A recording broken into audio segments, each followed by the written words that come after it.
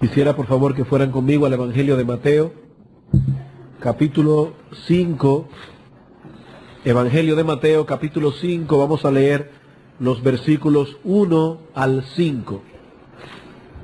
Evangelio de Mateo, capítulo 5, vamos a leer los versículos 1 al 5. Viendo la multitud, subió al monte, y sentándose vinieron a él sus discípulos, y abriendo su boca les enseñaba diciendo: Bienaventurados los pobres en espíritu, porque de ellos es el reino de los cielos. Bienaventurados los que lloran, porque ellos recibirán consolación. Bienaventurados los mansos, porque ellos recibirán la tierra por heredad. Vamos a orar. Bendito Señor y Dios nuestro, en esta mañana es nuestro deseo que la letra de ese himno que acabamos de cantar pueda ser una realidad en nosotros. Solo tu Espíritu Santo puede inclinar nuestro corazón a tus testimonios. Solo tu Espíritu Santo puede doblegar esa voluntad que es contraria a tu voluntad. Solo tu Espíritu Santo puede destapar nuestros oídos para que nosotros podamos escuchar tu voz. Y por eso te suplicamos a ti, oh Dios, en esta mañana, que tú tomes nuestra mente, que tú tomes nuestra voluntad, nuestro corazón, y lo inclines a ti durante la predicación de tu palabra. Te lo suplicamos, oh Señor, en el nombre de nuestro Salvador y Profeta, nuestro Señor Jesucristo. Amén. A medida que hemos ido avanzando en estos estudios de la bienaventuranza, o de las bienaventuranzas, porque son varias, algunas cosas se han hecho evidentes. En primer lugar, que todas estas características que el Señor menciona en este texto son esencialmente antagónicas o contrarias a la mente del hombre natural.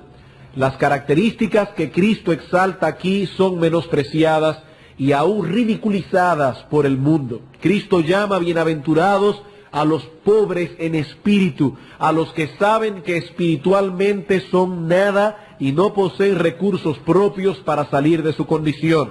El mundo, en cambio, exalta a los soberbios y orgullosos, a los que han podido demostrar que tienen cierto valor, a esos astros que brillan con luz propia. Por otro lado, Cristo dice que son bienaventurados aquellos que reconocen cuán profundo es su pecado, cuán lejos han llegado en sus transgresiones y lloran por su condición. Estos hombres y mujeres lamentan su corrupción interna, lamentan el pecado que los rodea. Sus ojos han sido abiertos a una realidad que no captaban antes y ahora se han dado cuenta de que no son lo que ellos creían ser y de que el mundo que los rodea es peor de lo que ellos habían sospechado hasta entonces. En cambio, el mundo nos dice que son bienaventuradas las personas que pueden evitar todo tipo de preocupación, todo tipo de inquietud, que son felices aquellos que poseen una elevada autoestima. Esa palabra está de moda. Los psicólogos nos hablan de lo importante que es que toda persona tenga una elevada autoestima. Incluso nos advierten de las consecuencias fatales, trágicas, que pueden venir sobre la vida de una persona que tenga una estima baja. Así que, como pueden ver, el pensamiento de Cristo y el del mundo son diametralmente opuestos. Lo que es normal para el mundo es anormal para los cristianos y viceversa. Ya sé que ese concepto lo hemos dicho antes en esta misma serie de sermones, pero debemos repetirlo vez tras vez hasta que encuentre cabida en nuestro corazón y afecte nuestra conducta en el mundo. Los cristianos no son de este mundo, dice la palabra de Dios. Pertenecen a un reino distinto. Al entrar por la puerta estrecha que lleva al reino de los cielos, hemos decidido transitar por un camino angosto, que a medida que avancemos en él, nos alejaremos cada vez más y más del camino que el mundo sigue. Y pienso que pocas personas han podido expresar esta verdad más gráficamente como lo hizo Juan Bunyan en su excepcional obra El progreso del peregrino. En esa obra, Bunyan representa a los cristianos con la figura de unos peregrinos que han huido de la ciudad de la destrucción, pero que todavía tienen que atravesar por muchos peligros antes de pasar por la puerta de perla que lleva a la Canaán celestial. Uno de esos peligros que deben enfrentar estos peregrinos es pasar por en medio de la feria de la vanidad, la cual representa al mundo como un sistema antagónico a Dios y como un sistema antagónico a los cristianos. Y Bunyan describe la escena de esta manera. Dice, por esta feria era menester que los peregrinos pasasen, y efectivamente así lo hicieron. Pero apenas se apercibieron de ello, toda la gente y la población misma se conmovió, y hubo un alboroto por su causa. Primero porque siendo el vestido de los peregrinos muy diferente del de los que comerciaban en aquella feria, la gente no se cansaba de mirarlos. Unos decían que eran tontos, otros que estaban locos, y otros que eran extranjeros. Y si muchos se maravillaban de sus vestidos, no menos se asombraban de su hablar, porque eran pocos los que podían entenderlo. Naturalmente hablaban el idioma de Canaán, y la gente de la feria hablaba el idioma de este mundo. Así que de un lado a otro de la feria parecían bárbaros los unos a los otros, no se entendían. Pero lo que más asombró, dice Bunyan, a los traficantes de la feria, era que estos peregrinos hacían muy poco caso de sus mercancías, ni aún se tomaban la molestia de mirarlas. Y si se les llamaba a comprar, se tapaban los oídos y exclamaban, aparta mis ojos que no vean la vanidad, y miraban hacia arriba como dando a entender que sus negocios estaban en el cielo. Termina la cita. Hermanos, qué descripción más gráfica de lo que se supone que debe ser un cristiano. Él es esencialmente distinto al mundo y por lo tanto su estilo de vida también lo es. Y noten que estamos comenzando primero con lo interno. Él es distinto y por lo tanto se comporta de manera distinta. Pero él es en lo interno distinto y de ahí emana todo lo demás. El cristiano es pobre en espíritu, el cristiano llora por su pecado y por el pecado que los rodea, y en esto se diferencia totalmente de las personas del mundo. Y lo mismo podemos decir de la tercera bienaventuranza que comenzaremos a estudiar a partir de esta mañana.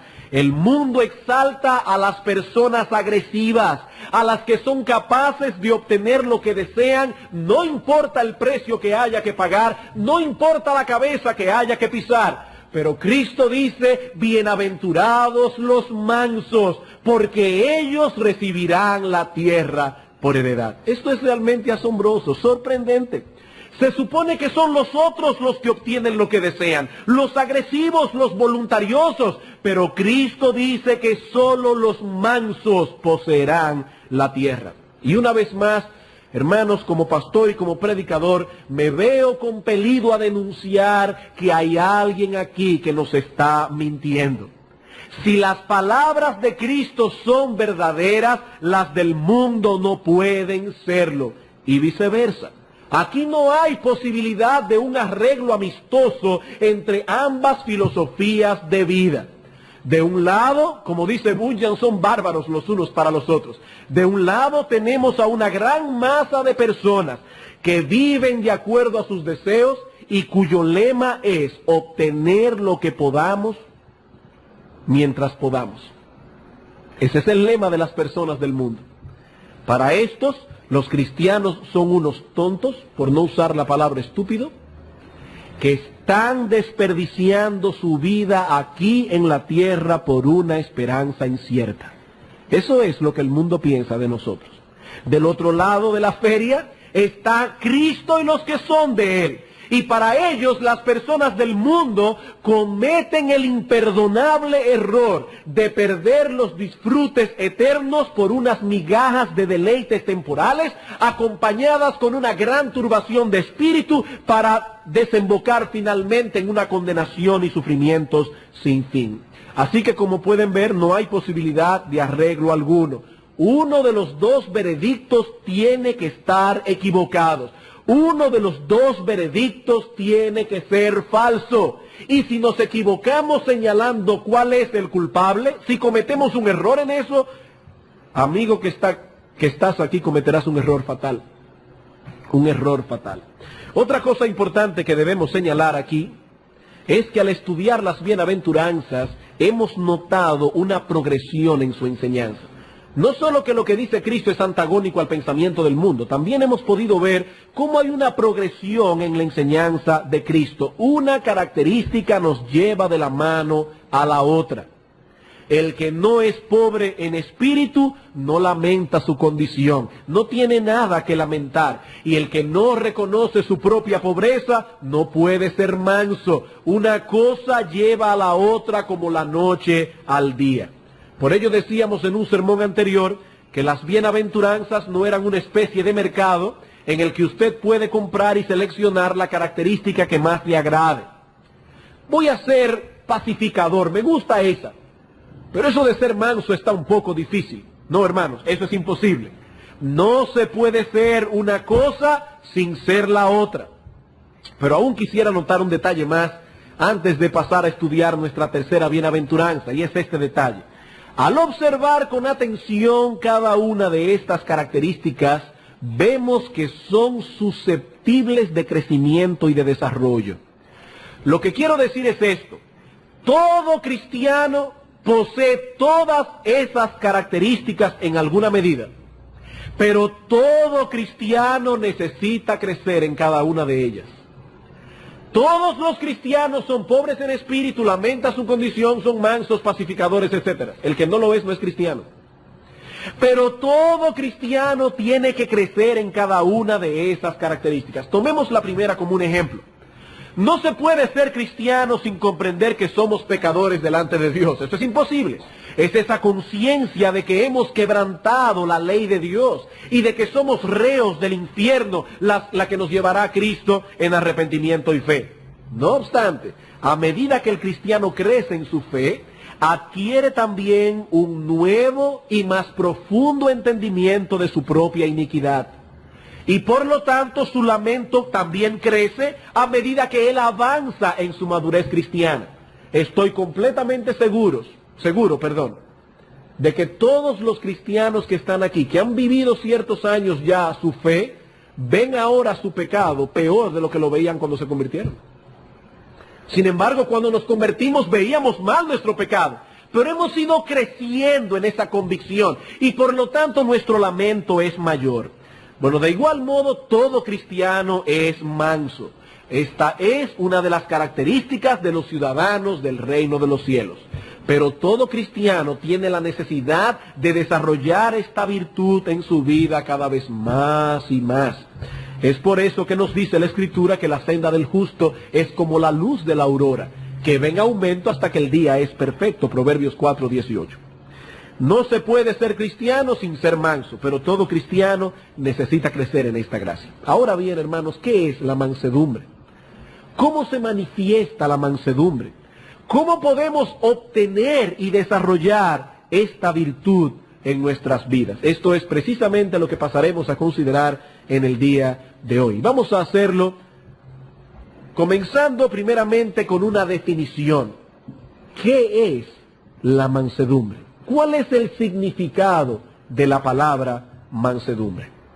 Muchas personas rechazan el concepto de mansedumbre porque asocian esta virtud con ciertas debilidades de carácter. Por ejemplo, algunas personas piensan que ser manso es lo mismo que ser un cobarde, o una persona sin convicciones, que a todo dice que sí para no meterse en problemas.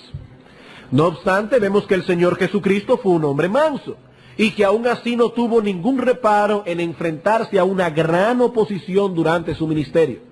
Y lo mismo vemos en el caso de Moisés. ¿Acaso no nos dice el libro de Números que Moisés era el hombre más manso que había sobre la tierra?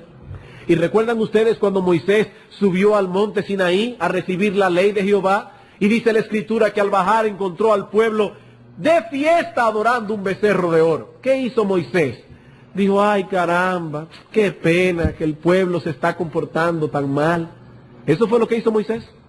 No, Moisés tomó las tablas de piedra, las estrelló contra el piso, las rompió Tomó luego el becerro de oro, lo pulverizó, lo echó sobre las aguas e hizo que el pueblo entero bebiera del becerro ese. Y luego llamó a los levitas y dijo, ¿quiénes están por Jehová? Los levitas vinieron, sacaron sus espadas y mataron como 20,000 en un solo día. Y era el hombre más manso de la tierra, Moisés. También se asocia la mansedumbre con la indolencia. Con la indolencia. Vemos a una persona que ni siquiera se inmuta ante situaciones adversas y pensamos que se trata de un hombre manso, cuando en realidad este hombre es un insensible.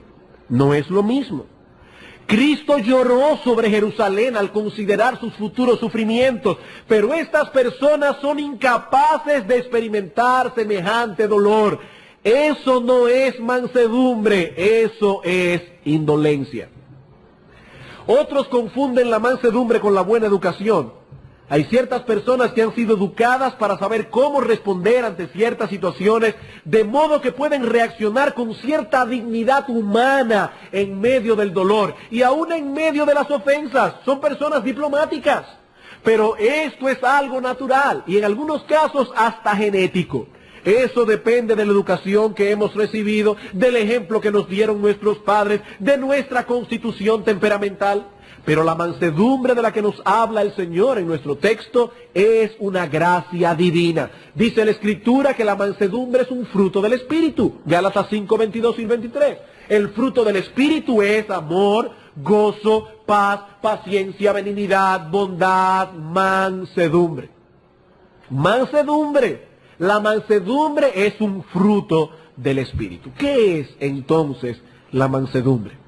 Bueno, alguien ha definido esta virtud o esta gracia como poder bajo control. Poder bajo control. Una persona mansa es aquella que puede sujetar su carácter. Los griegos usaban esta palabra, la palabra praos, para referirse a un potro que había sido domado. Así que lejos de ser una persona débil, el manso posee tal fortaleza de carácter que es capaz de sujetar sus pasiones, sobre todo es capaz de mantener su ira bajo control. En el mundo se dice que una persona posee fortaleza de carácter cuando es voluntariosa, cuando procura de una forma u otra salirse con la suya para satisfacer sus deseos o ambiciones. Y sobre todo si el individuo es bocón, dice, es que fulano tiene un carácter, es un hombre de fuerte carácter. Pero, lejos de poseer fortaleza de carácter, estos individuos más bien carecen de dominio propio. No debemos confundir una cosa con la otra. No es lo mismo tener fortaleza de carácter que poseer un carácter agresivo. No es lo mismo. Es tal la debilidad de estas personas que sus pasiones lo dominan, sobre todo la ira y el enojo. Así que no tienen fortaleza de carácter, más bien son débiles. Son voluntariosos porque no pueden refrenar sus impulsos, ni pueden poner freno a sus deseos. Salomón nos dice en Proverbios capítulo 16, versículo 32, que aquel que tarda en airarse es mejor que el fuerte, y que el que se enseñorea de su espíritu es mejor que aquel que puede tomar una ciudad. El mundo exalta a los guerreros, a los agresivos, pero es más fácil enfrentarse a un ejército enemigo que ponerle un alto a nuestros deseos y a nuestras pasiones. El hombre manso posee esa capacidad. Su fortaleza interior lo ha capacitado para domar ese potro salvaje que está en su interior. El puritano Thomas Watson define la mansedumbre como una gracia por medio de la cual somos capacitados por el Espíritu de Dios para moderar nuestras pasiones. Es una gracia por medio de la cual somos capacitados por el Espíritu de Dios para moderar nuestras pasiones. Así que lejos de ser un síntoma de debilidad, la mansedumbre es un síntoma de fortaleza. Mientras el hombre natural se enciende en sus pasiones en medio de la ofensa, el hombre manso posee la capacidad de controlarlas. Eso es mansedumbre. Y debemos enfatizar que esa capacidad no es natural ni tampoco aprendida. Eso no se aprende, eso no es natural. Si hurgamos un poco más adentro, tratando de descubrir cuál es la raíz de esta virtud, descubriremos que la mansedumbre es producto de un nuevo entendimiento de nosotros mismos que nos lleva a reaccionar de cierto modo ante los demás. El doctor Martin Lloyd-Jones lo define de esta manera. La mansedumbre es básicamente tener una idea adecuada de uno mismo, la cual se manifiesta en la actitud y conducta que tenemos respecto a otros. Termina la cita. Y pienso que esta definición del doctor Lloyd-Jones encaja perfectamente en el contexto de las bienaventuranzas. Comienza con la pobreza de espíritu y de allí se va extendiendo a todo lo demás. Se es manso cuando se es pobre en espíritu. El hombre que no es nada, y él lo sabe, no tiene nada que exigir, nada que defender. El hombre orgulloso y soberbio se encuentra en un pedestal del cual no quiere ser derribado, pero el que sabe que está en el piso no tiene miedo de caerse, no tiene nada que defender, no tiene nada que exigir. Como podemos ver entonces, la mansedumbre comienza con una visión adecuada de nosotros mismos. Cuando el Señor Jesucristo dijo a la mujer cananea que no era justo quitar el pan de los hijos para dárselo a los perrillos, esta mujer no tuvo nada que replicar, simplemente se limitó a decir, sí, Señor. Pero aún hasta los perros comen de las migajas que caen de la mesa de sus amos. Eso es mansedumbre. Tú me llamas perro y yo reconozco que tú eres el Señor. Eso es mansedumbre. No hay nada que replicar. Esta mujer se conocía a sí misma. Ella conocía su propia corrupción. Ella conocía su condición delante de Dios y por eso reaccionó de ese modo. No había ninguna razón para ofenderse. Hermanos, eso es mansedumbre. Eso es mansedumbre. Habiendo entonces considerado primero esta definición, veamos ahora en segundo lugar las características de una persona mansa. ¿Cómo se manifiesta esta virtud en la vida práctica? Bueno, muchas veces pensamos en la mansedumbre primariamente en función de nuestra relación horizontal, en la forma en que reaccionamos ante nuestros semejantes. Pero estamos comenzando por el lugar equivocado. Estamos comenzando mal de entrada. El hombre manso aprende a relacionarse primero con Dios y luego con todos los demás. ¿Qué quiero decir con esto? Que aquel que es manso para con Dios, lo será también para con los hombres. El que no es manso con los hombres, el que no es manso con sus semejantes, con las personas que lo rodean en su casa, con las personas que lo rodean en su trabajo, con las personas que lo rodean aquí en la iglesia, esta persona debe saber que la raíz de su problema se encuentra en una falta de mansedumbre para con Dios. Por allí debemos comenzar. Al considerar las características que manifiesta una persona mansa, debemos verlo bajo estos dos aspectos. Primero, cómo se manifiesta nuestra mansedumbre hacia Dios, y luego, cómo se manifiesta nuestra mansedumbre para con los hombres. Como el primer tema es tan importante, pasaremos todo el resto de la mañana ya en ese punto. Esta tarde, si Dios lo permite, consideraremos la segunda parte. La mansedumbre hacia Dios. ¿Qué significa ser manso para con Dios? Significa básicamente dos cosas. Dos cosas.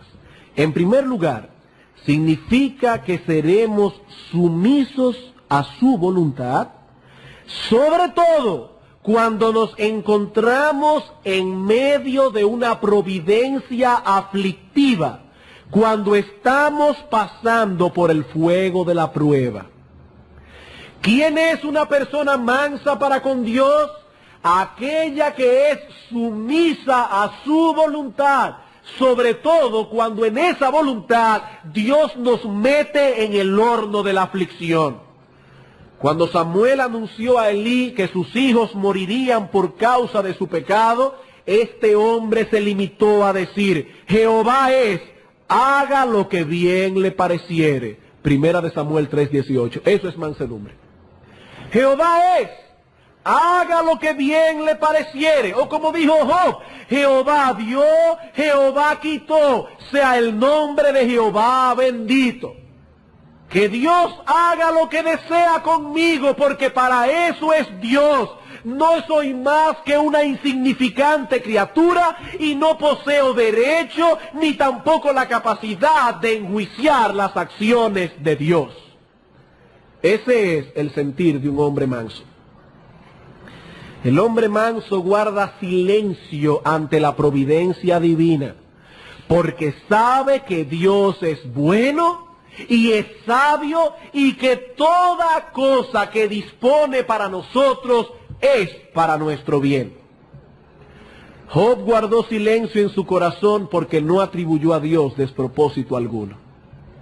Ahora, hermanos, seguramente este hombre se afligió cuando todas esas noticias comenzaron a llegar de golpe, una por una. Job no era un insensible, y prueba de ello es que constantemente este hombre rogaba a Dios que perdonara a sus hijos si en algo habían pecado contra él.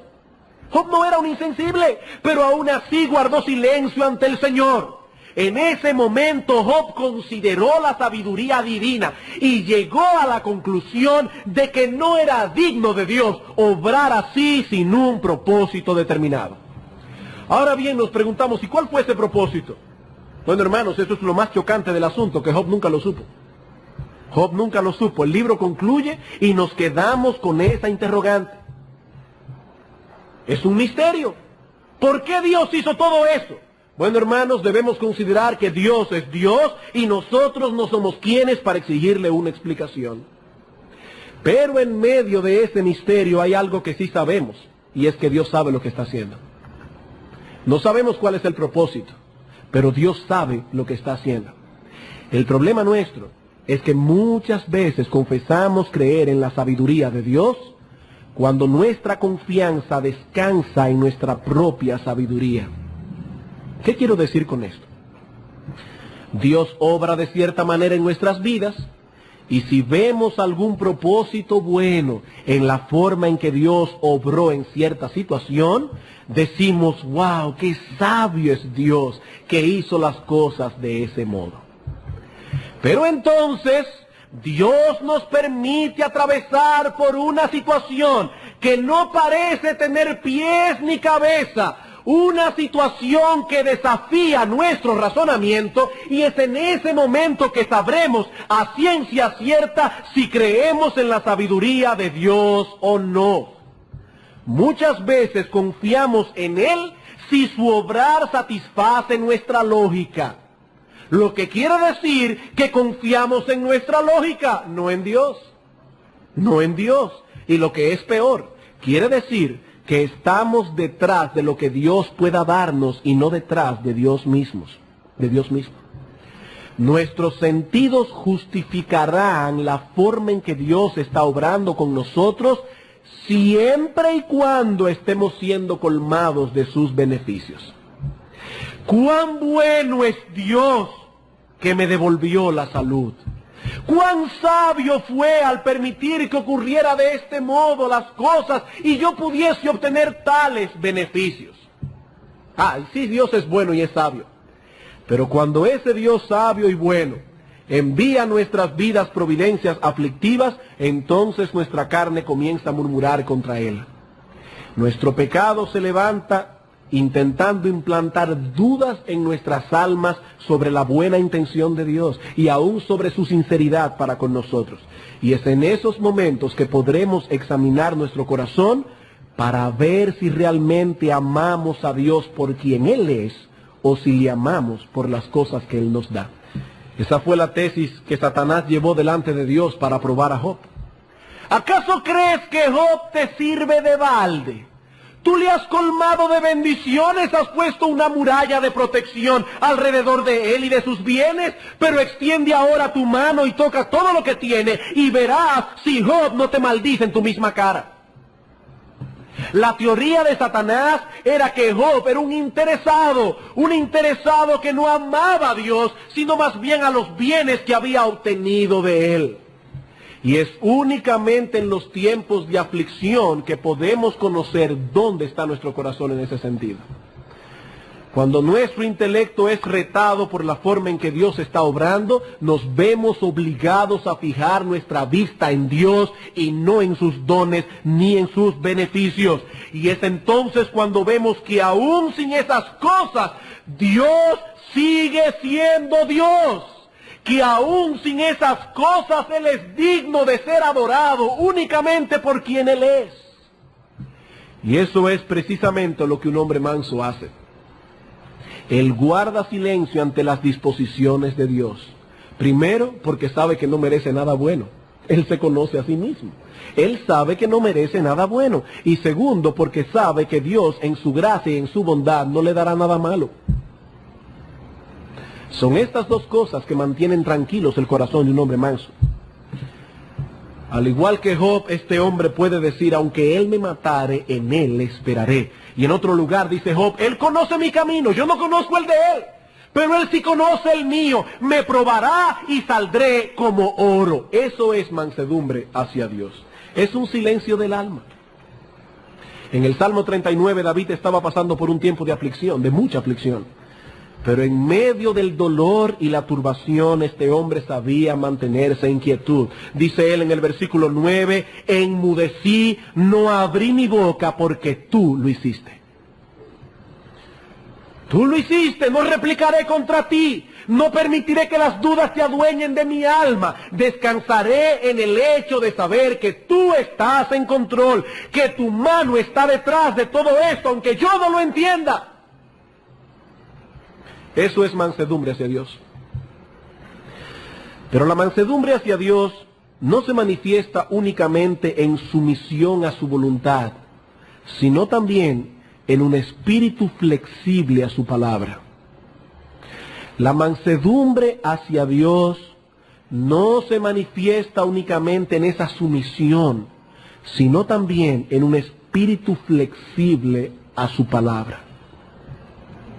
El hombre manso es sumiso y es flexible. En otras palabras, él procura conformarse a la mente de Dios. Él procura conformarse a la mente de Dios. Y cuando él descubre alguna dicotomía, algún antagonismo, algún pleito interno entre sus deseos y los deseos expresados por Dios en su palabra, este hombre se levanta contra sus corrupciones, no contra el mandamiento. Él no pelea contra Dios, él pelea consigo mismo. Mientras el hipócrita se molesta porque Dios demanda cosas muy duras, el cristiano se molesta consigo mismo al descubrir tanta indisposición en su carne contra lo que Dios demanda. El hipócrita siempre se está quejando de lo fuerte que son los mandamientos de Dios. El cristiano siempre se está quejando de lo malo que es y de lo difícil que le es someterse a la voluntad de Dios. Santiago capítulo 1, versículo 21.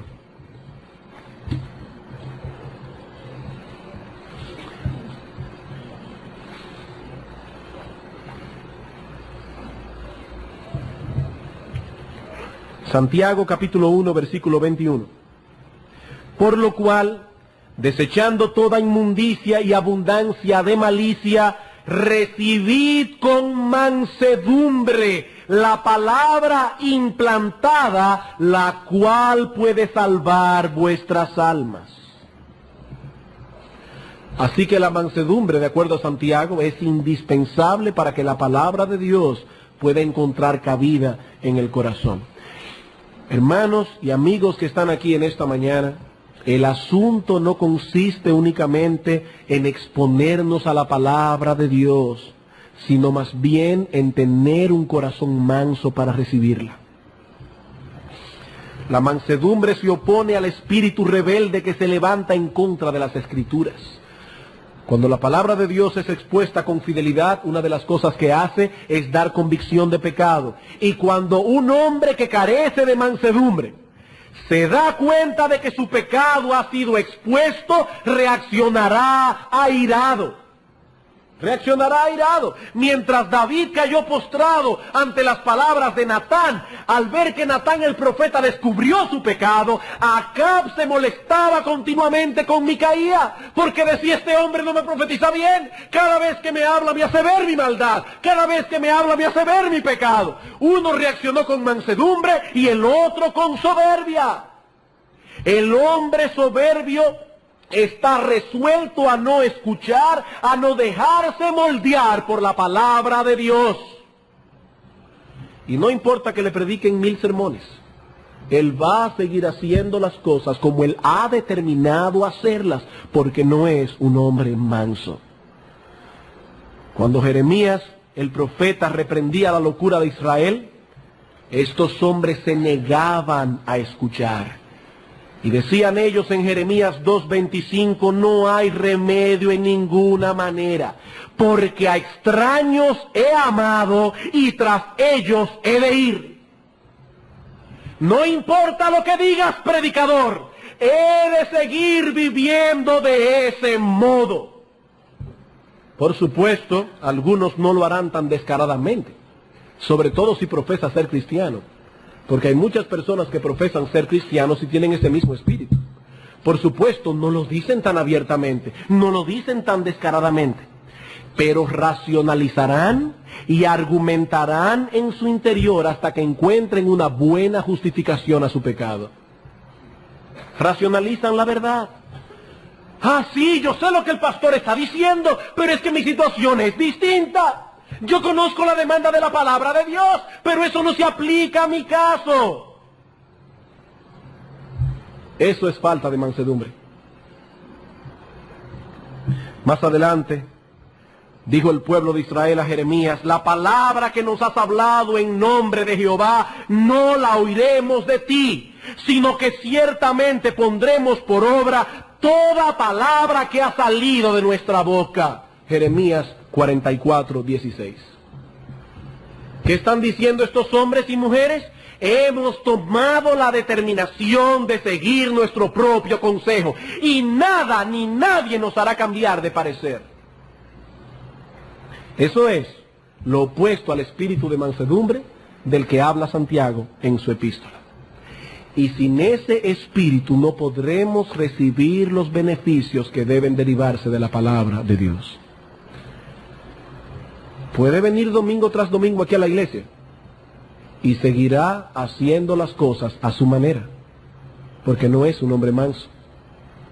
Este hombre carece del espíritu que caracterizó a Cornelio. ¿Recuerdan a Cornelio, aquel gentil que mandó a buscar al apóstol Pedro? Este hombre era justo, pero aún así no conocía todavía la fe del evangelio. Y en Hechos capítulo 10, versículo 33, cuando Pedro se encontró con este hombre, él había reunido a toda su familia y a todos sus amigos. Y las palabras de este hombre fueron: así que luego envié por ti, y tú has hecho bien en venir. Ahora pues, todos nosotros estamos aquí en la presencia de Dios para oír todo lo que Dios te ha mandado. Eso es un hombre manso. Y es interesante notar que cuando Pedro llegó a esa casa, su introducción no fue lo más agradable que pudiéramos decir. En el versículo 28, Pedro todavía no conoce a esta gente, llega a la casa y le dice: vosotros sabéis cuán abominable es para un judío juntarse o acercarse a un extranjero. Cornelio pudo haberle dicho: pero ¿quién te crees tú que eres? Por el hecho de ser judío te crees superior a mí. Pero este hombre sabía que Pedro era un enviado de Dios. Y él decía: Pedro, estamos aquí, yo, mi familia, mis amigos, para oír todo lo que Dios te ha mandado. Hasta ahora, Pedro, yo creía una cosa, pero cuando escuche la palabra de Dios y vea en su palabra que las cosas son de otra manera, puedes estar completamente seguro que voy a cambiar mi forma de ser, voy a cambiar mi forma de actuar. Aquí estoy, Pedro, dime, ¿qué es lo que dice Dios? Los hombres y mujeres mansos van a la iglesia a escuchar la palabra de Dios con ese espíritu. Con ese espíritu. Hermanos, ¿por qué hay personas que se exponen continuamente a la predicación de la palabra? Tienen años sentados aquí, años escuchando predicación acerca de la familia, años escuchando predicación acerca de cómo deben conducirse en todas las áreas de su vida, años escuchando las mismas cosas vez tras vez y no han cambiado un ápice. Bueno, han cambiado para mal, están cada vez peor. ¿Por qué? ¿Por qué? Porque la palabra de Dios solo encuentra cabida en un corazón manso. En un corazón manso. Dice el salmista en el Salmo 25, bueno y recto es Jehová, por tanto, Él enseñará a los pecadores el camino, encaminará a los humildes por el juicio y enseñará a los mansos su carrera. Hermanos, Dios ni se molesta en enseñarle su voluntad a un hombre o a una mujer soberbios. ¿No? Ahora noten algo. Hay esperanza para el pecador. Dios ha prometido mostrarles el camino. Dice, bueno y recto es Jehová. Él enseñará a los pecadores. Allí no se dice que solo un pequeño de supersantos conocerán la voluntad de Dios. Él está hablando de pecadores, pero de pecadores que saben que son precisamente eso, pecadores. Dijo el Señor, yo he venido para que los que creen que ven sean cegados y para que los ciegos vean. Estas personas de las que nos habla el Salmo reconocen su condición, reconocen su necedad y por lo tanto no cometen la locura de confiar en sí mismos. ¿Ven, hermanos, cómo siempre volvemos al mismo punto? La mansedumbre comienza con la pobreza en espíritu. Ese es el punto de partida. Si sabemos lo que somos, ya no confiaremos tanto en nosotros mismos y doblegaremos nuestra voluntad a la voluntad de Dios. Eso es mansedumbre hacia Dios. Y cuando somos mansos para con Dios, lo seremos también en nuestro trato con los demás. Pero como decía, eso lo trataremos en nuestro próximo sermón. Pero todo comienza con la mansedumbre hacia Dios. Para terminar, quisiera decir unas palabras. La mansedumbre parte de un entendimiento correcto de nosotros mismos. Y ese entendimiento solo puede ser alcanzado cuando nos contemplamos a la luz del carácter santo de Dios y a la luz de su voluntad revelada en su palabra. Seremos mansos en la misma medida en que comprendamos nuestra pequeñez, nuestra insuficiencia, nuestras debilidades y pecados. Hermano, considera por un momento a dónde te llevó tu razonamiento, a dónde te llevó tu lógica cuando tú no conocías a Dios. ¿A dónde te llevó?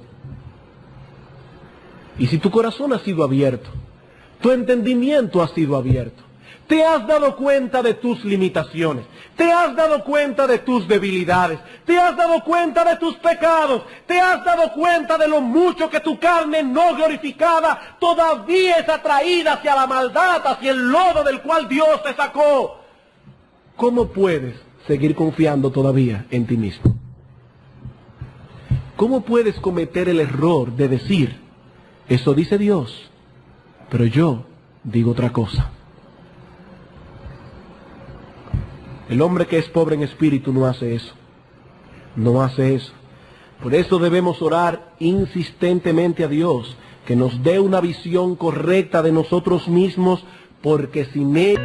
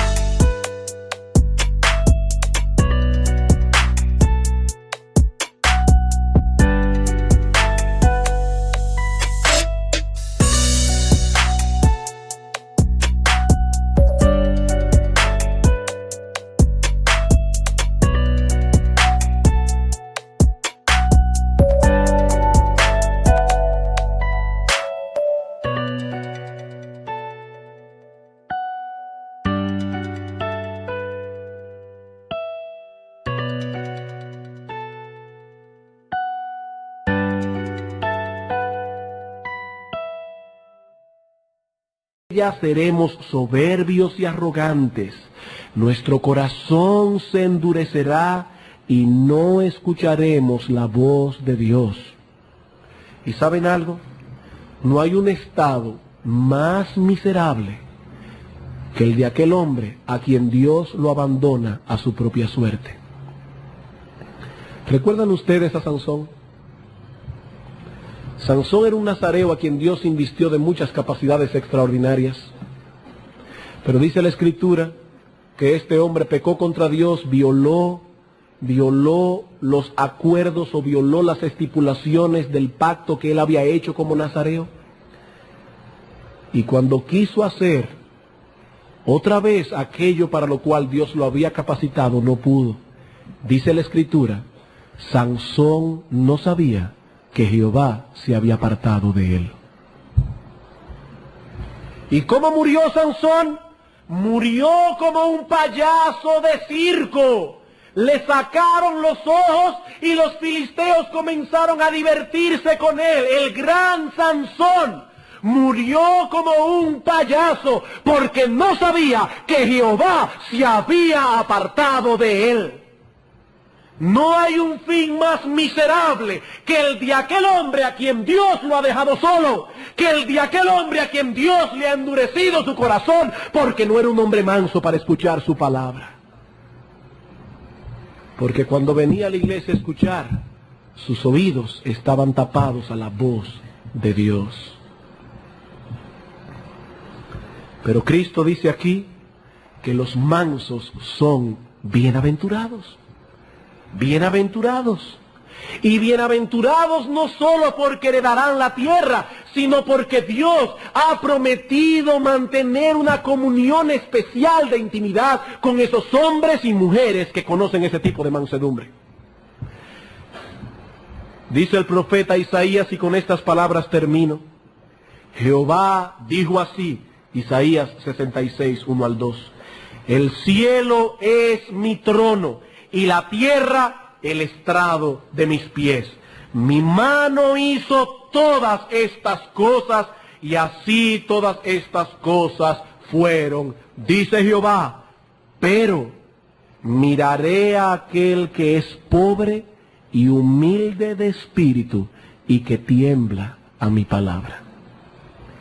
Ese Dios tan grande y majestuoso que hizo los cielos y la tierra, y a quien los cielos de los cielos no lo pueden contener, ha prometido habitar y tener una comunión de intimidad con aquellos que son mansos, pobres en espíritu y que tiemblan ante su palabra. Qué promesa, hermanos, para los mansos. Vamos a orar.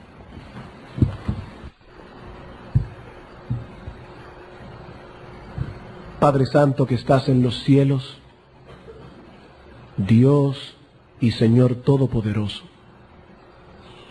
¿quién puede entender promesas como estas? Cuando Salomón iba a construir el templo decía, pero será cierto que Jehová habitará en esta casa. Si he aquí que el cielo y los cielos de los cielos no te pueden contener, cuánto menos esta casa que yo te he edificado. Sin embargo, dice tu palabra, que aquellos que te aman, tú y tu Hijo, vendrán y harán morada con Él. Oh Señor y Dios nuestro, mira cómo la corrupción de nuestro corazón se levanta contra esta virtud y quiere llevarnos otra vez a ser agresivos, aguerridos, voluntariosos, a ser crueles a veces con los demás. Señor, ayúdanos, porque en nuestras propias fuerzas no podemos ser mansos. Ayúdanos, oh Dios, porque en nuestras propias fuerzas esto es imposible. Pero dice tu palabra que ese es uno de las características del fruto del Espíritu en nuestra vida, el cual tú has prometido desarrollar en el corazón de aquellos que te aman. Prepara, oh Dios, nuestros corazones ahora para lo que escucharemos esta tarde. Te lo suplicamos en el nombre de Jesús. Amén.